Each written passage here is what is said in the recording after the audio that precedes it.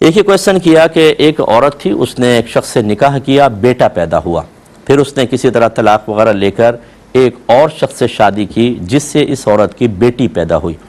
अब क्या इस लड़के और इस बच्ची का निकाह आपस में हो सकता है या नहीं हो सकता? देखिए, नहीं हो सकता। वजह इसकी यह है कि जब माँ बाप एक हो या माँ एक हो या बाप एक हो, यानी जैसे अब यहाँ है कि माँ एक बच्चा इसी औरत से है, दूसरा बच्चा इसी औरत से है, बाप चाहे दो हैं, लेकिन ये दोनों जो हैं बच्चे ये आपस में इस माँ की वजह से बहन भाई बनेंगे। ये अखियाफ़ी भाई बहन कहलाते हैं, यानी माँ की तरफ से भाई बहन, तो लिहाजा इनका आपस में रिश्ता नहीं हो सकता। ऐसे ही अल्लाती अगर होते, यानी वालिद साहब थे, उन्होंने एक औरत से निकाह किया, बेटा पैदा हुआ, बीवी का इंतकाल हुआ, दूसरी औरत से निकाह किया, बेटी पैदा हुई, इनका आपस में नहीं हो सकता क्योंकि बाप एक है। हाँ, अगर ये सूरत हाल होती, ये एक जोड़ा है, ये एक जोड़ा है, इनके बेटा पैदा हुआ, इनके बेटी पैदा हुई, इसमें शौहर मर गया, इसमें से बीवी मर गई, इन्होंने आपस में निकाह किया।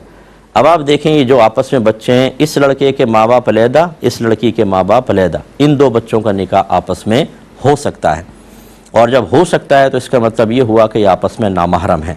बहुत सारे लोग ऐसे होते हैं कि उनके बच्चे बड़े बड़े होते हैं, बीवी के भी बच्चे बड़े बड़े होते हैं, इसकी ज़ौजा फौत हो गई, इसका शौहर फौत हो गई, ये आपस में निकाह करते हैं तो बच्चे भी करीब आ जाते हैं। ये सब आपस में नामहरम हैं, इनको एक दूसरे से पर्दा लाजिम ही होगा, सामने नहीं आ सकते और इनका आपस में निकाह हो सकता है। ये ज़रा जहन में रखिएगा।